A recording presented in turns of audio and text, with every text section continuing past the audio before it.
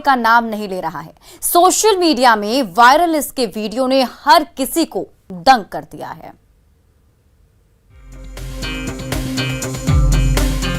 आपके TV screen पर ये दो तस्वीरें वैशाली के बिद्दुपुर और बेगूसराय की हैं, जहां खास मौके को यादगार बनाने के लिए धूम धड़ाकेदार महफिल सजाई गई थी, जिसका लुत्फ उठाने के लिए भारी भीड़ उमड़ी थी। लेकिन उसी भीड़ भाड़ के बीच जिस तरह से बेफिक्र होकर तमंचा लहराया गया, वो हादसे को न्योता देने वाला साबित हो सकता है।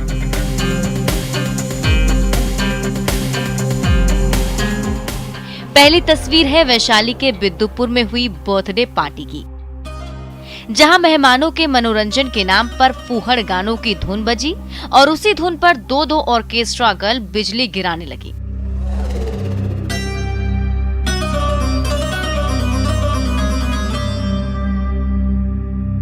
ये देखिए, चकाचौंध से भरे स्टेज पर दोनों सजी धजी बालाएं ठुमके लगा रही। उसमें से एक युवती के हाथ में दो तमंचा लहरा रहा है। पिस्टल पकड़े ये युवती कभी बल खा रही है तो कभी अदाएं दिखा रही है। सामने रिवॉल्वर रानी का जलवा देखकर दर्शक भी मचल पड़े और जोर शोर से सीटियां बजाने लगे।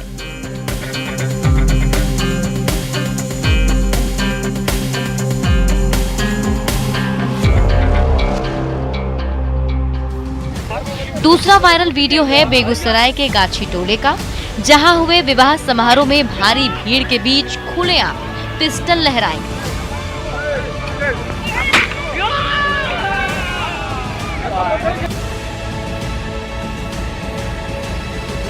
आसपास मौजूद कुछ लोग रोकते टोकते रहे, लेकिन सिरफिरे रुके नहीं। ये देखिए, पिस्टल से पहली गोली चलाई गई, तभी दूसरे सिरफिरे ने हवा में पिस्टल लहराई और ट्रिगर दबा दिया। फिर तो विवाह समारोह के शामियाने में मौजूद भीड़ हो हल्ला मचाने लगी।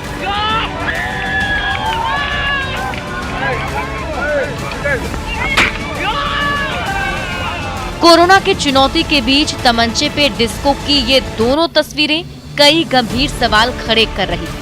ना किसी को महामारी का खौफ है और ना कोई भीड़ के सामने हथियारों से खेलने से बाज आ रहा है, लेकिन थोड़ी सी भी चूक आपकी जिंदगी पर भारी पड़ सकती है।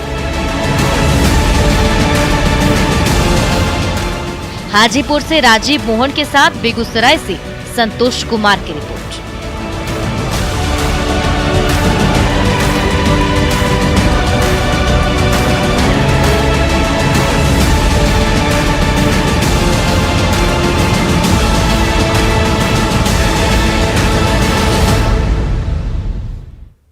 मुजफ्फरपुर के गांव-गांव में बूढ़ी गंडक नदी का पानी फैलने लगा है। कहीं आने जाने का रास्ता नहीं बचा है तो एसडीआरएफ की टीम बाढ़ पीड़ितों की मदद के लिए आगे आई है।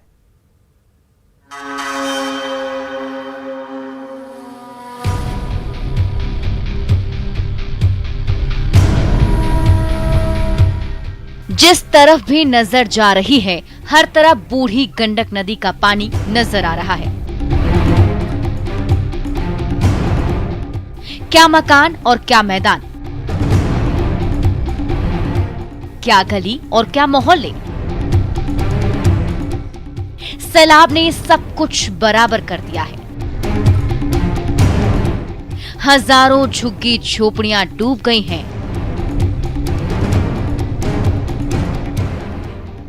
दो मंजिला इमारत का निचला हिस्सा पानी पानी हो गया है। बाहर आने जाने का कहीं कोई रास्ता बचा नहीं रह गया है और जो जहां है वहां कैद होकर रह गया है। ऐसे में बाढ़ प्रभावित इलाकों में फंसे ग्रामीणों तक मदद पहुंचाने के लिए एसडीआरएफ जवानों की टीम स्पीड बोट से लगातार दौरा कर रही है। सभी को साथ प्राथमिकता के साथ उनको निकाला जाता है और सुरक्षित स्थान पर पहुंचाया जाता है, ऊंचे जगह पे, जहां पे कि उनको सरकार की हर प्रकार की सुविधा मिल सके, उन जगह पर पहुंचाया जाता है। मोतिहारी से मीनापुर और कांटी से लेकर मुरौल प्रखंडों के सैकड़ों गांव और हजारों घर सैलाब में तहस नहस हो गए। कई ग्रामीण तो जान बचाकर पहले ही भाग निकले, लेकिन अभी भी इन घरों में फंसे हजारों बाढ़ प्रभावितों को मदद की सख्त दरकार है।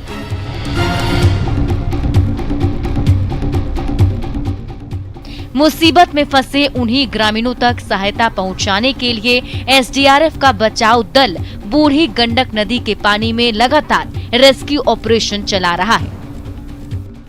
हम लोग अलर्ट हैं, 24 घंटा अलर्ट हैं। जब भी सूचना मिलेगा, हमारी पास 8 बोट है और तैयार है। 2 पिकअप वाहन पे 2 बोट, 2 बोट दोनों पिकअप पर तैयार है। मुजफ्फरपुर के गांव-गांव में बाढ़ का पानी तेजी से फैलता जा रहा है। ऐसे में बाढ़ पीड़ितों तक राहत पहुंचाने के लिए एसडीआरएफ की रेस्क्यू टीम पूरी तरह से मुस्तैद नजर आ रही है। सुधीर कुमार, न्यूज़ 18, मुजफ्फरपुर।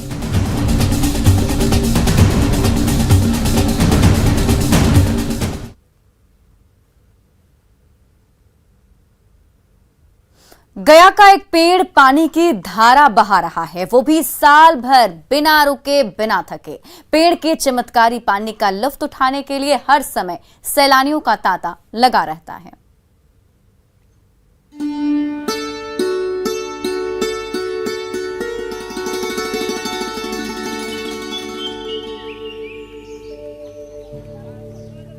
इस दृश्य को देखकर आप मत सोचिएगा कि ये कोई आर्टिफिशियल झरना है जिसे पेड़ के नीचे पाइप से लाया गया है। ये तो सचमुच पेड़ के तने को चीरती पानी की धारा है।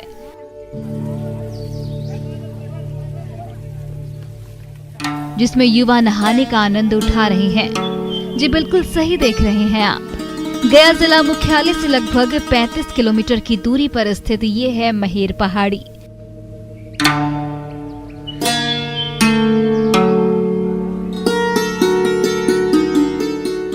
जो कभी नक्सलियों का गढ़ माना जाता था, लेकिन आज पर्यटन स्थल के तौर पर प्रसिद्ध हो रहा है। इन खूबसूरत नजारे को 4 चांद लगाता ये पेड़ भी है, जिससे हर दिन यूं ही पानी की धारा निकलती रहती है। बरसात जो होती है उसके बाद में पहाड़ से ही झरना निकल जाता है।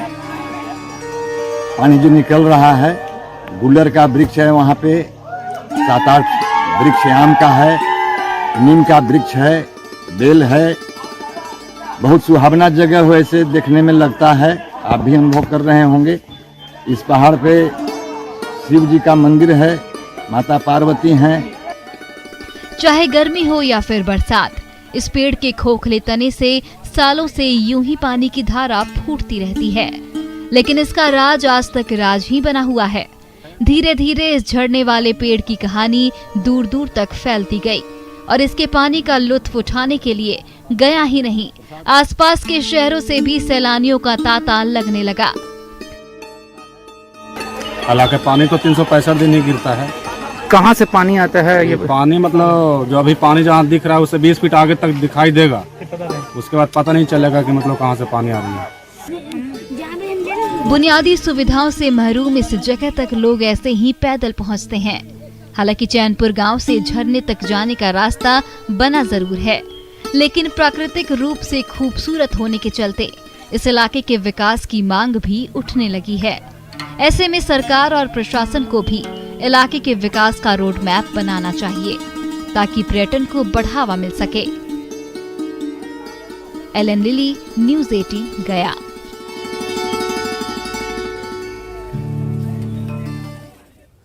बोकारो की खूबसूरत बिटिया प्रज्ञा अपने टैलेंट के दम पर साउथ फिल्मों से बॉलीवुड के रूपहले पर्दे पर दस्तक देने जा रही है। लेकिन छोटे से शहर से सपनों की दुनिया में चमकना आसान नहीं था।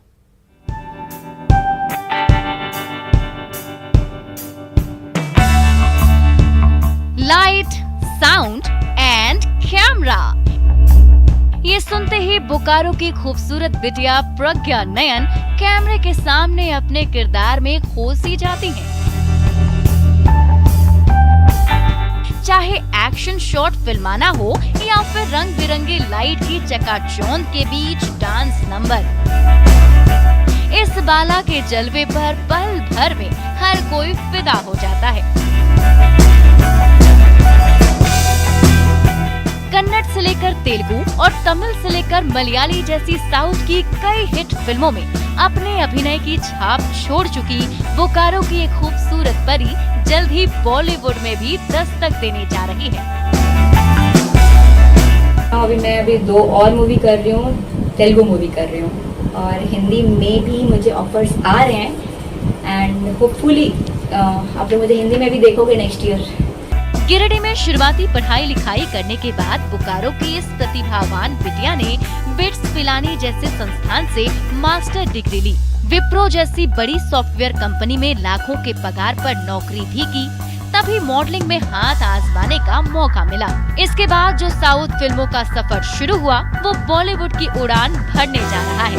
साउथ के फिल्म लोकेशन से सैकड़ों मील दूर बोकारो में रह रहे माता पिता अपने बिटिया के सपनों की उड़ान देखकर खुशी से फूले नहीं समा रहे। तो जैसा कर रही है आगे भी जाकर के और थोड़ा बढ़िया करे, अच्छा करे। अभी जो कर रही है अच्छा कर रही है। बोकारो जैसे छोटे से शहर से चेन्नई और बेंगलुरु से लेकर हैदराबाद के रुपहले पर्दे पर छाप छोड़ना किसी सपने से कम नहीं। तुम भी सुन लो, अगर ये आपके पास से घर से निकली तो बेरोजगार कोई नहीं होगा। लेकिन बोकारो के इस दमदार बाला ने दिखा दिया कि सपनों में जान हो तो उसे सच होते देर नहीं लगती।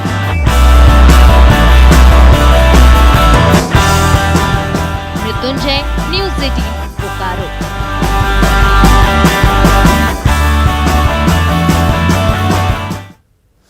सिमडेगा की नागपुरी फिल्म बंधा खेत ओडिशा के इंटरनेशनल फिल्म फेस्टिवल में दिखाई जाने वाली है, जिसमें झारखंड के अन्नदाताओं का दर्द पूरी दुनिया के सामने आने वाला है।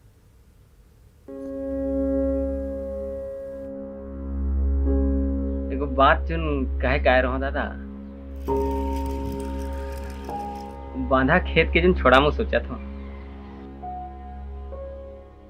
सिमडेगा के मेहनतकश किसानों का दर्द नागपुरी फिल्म बांधा खेत के जरिए पूरी दुनिया के सामने आने जा रही है।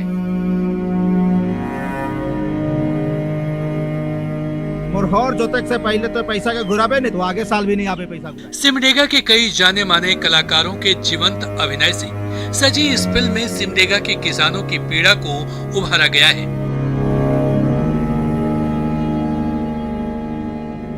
ओडिशा में जल्द ही होने वाले second Covid international film festival में 40 देशों की दूसरी फीचर फिल्मों के साथ साथ झारखंड से ये एकमात्र शॉर्ट फिल्म भी दुनिया भर के फिल्म प्रेमियों को दिखाई जाएगी।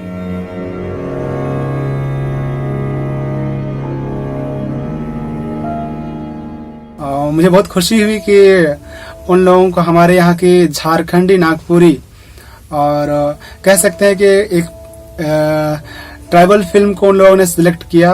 मैं बहुत बहुत धन्यवाद देना चाहता हूं उसके आयोजकों को।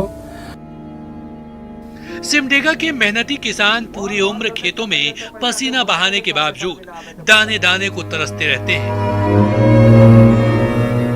नागपुरी फिल्म बांधा खेत अन्नदाताओं की इसी दुर्दशा को बेहद करुणीय अंदाज में रुपहले पर्दे पर पेश करती है।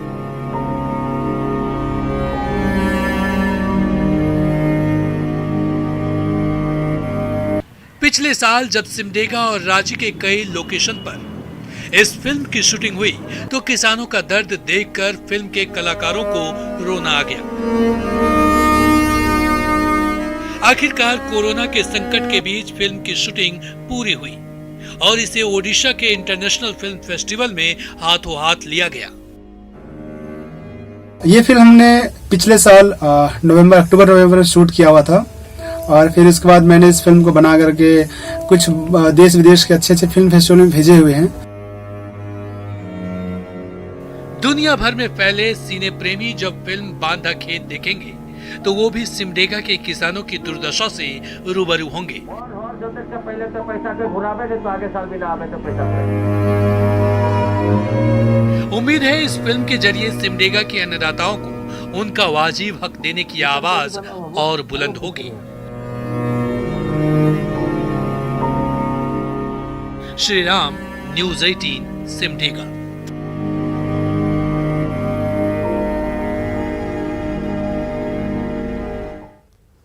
देवघर का फास्ट बॉलर शुभम आईपीएल के मैदान में रफ्तार का कमाल दिखा सकता है। उसकी तकनीक पर फिदा मुंबई इंडियंस की टीम ने उसे मुंबई के कैंप में शामिल होने का न्योता भेजा है।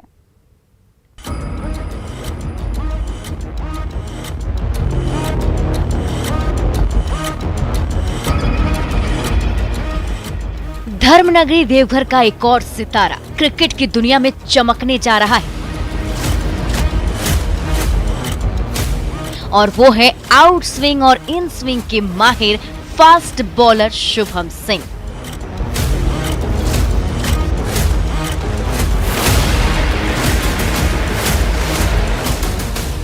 टी20 के मैदान में चुस्ती फुर्ती और कमाल की तकनीक की बदौलत उन्होंने मुंबई इंडियंस टीम का दिल जीत लिया। अब वो इसी टीम की ओर से आबू धाबी में होने जा रहे आईपीएल के मुकाबले में विरोधी टीम के बल्लेबाजों के होश उड़ाते नजर आएंगे। पहले तो 1 महीने का कैंप मुंबई में होगा हमारा, फिर वहाँ से टीम दुबई जाएगी क्योंकि आईपीएल दुबई में हो रही है, जो आधी बची हुई आईपीएल है, और फिर वहाँ पे दुबई में टीम के साथ रहना है। जो भी आईपीएल खत्म होगा तो फिर उसके बाद फिर टीम के साथ फिर वापस आना है। शुभम सिंह की मिडिल क्लास फैमिली चाहती थी कि वो मन लगाकर पढ़ाई करे, अपने पैरों पर खड़े हो, लेकिन रफ्तार के इस जादूगर की हसरत थी कि क्रिकेट की दुनिया में अपना सिक्का जमाए।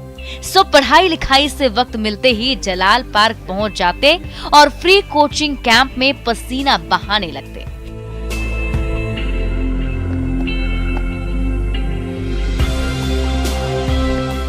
उन्हें 2015 में झारखंड की टीम की ओर से खेलने का मौका मिला, फिर उन्होंने कभी पीछे मुड़कर नहीं देखा। उनकी बॉलिंग की तकनीक मुंबई इंडियंस की टीम को बेहद पसंद आई और इस तरह से उन्हें मुंबई आने का न्योता मिल गया। बहुत अच्छा परफॉर्मेंस था इनका उस टाइम पे भी, अपना व्यक्तिगत परफॉर्मेंस भी था और टीम का भी परफॉर्मेंस इन्होंने बहुत ऊंचा हाई लेवल पे रखा हुआ था। और ये शुरू से डाउन टू अर्थ रहे हैं और मेहनत के प्रति हमेशा से इनका जो लगन था, डेडिकेशन था क्रिकेट के प्रति, वो हमेशा से इनके अंदर दिखता था। देवघर जैसे छोटे से शहर से निकलकर क्रिकेट की चमचमाती दुनिया में पांव जमाना आसान नहीं, लेकिन कड़ी मेहनत और मजबूत हौसले की बदौलत देवघर का ये धुरंधर गेंदबाज जल्द ही आईपीएल की दुनिया में बड़े बड़े बल्लेबाजों के छक्के छुड़ाते दिखता नजर आएगा। Manish Dubey, news 18, Deoghar. Network 18 federal bank Sanjeevani गाड़ी भारत के कोविड प्रभावित जिलों में जा रही है। वैक्सीन के लिए जागरूकता फैलाने की हमारी इस मुहिम को आप भी अपना सहयोग दीजिए। चलिए आपको दिखाते हैं संजीवनी गाड़ी अब तक कहां गई और आज कहां है।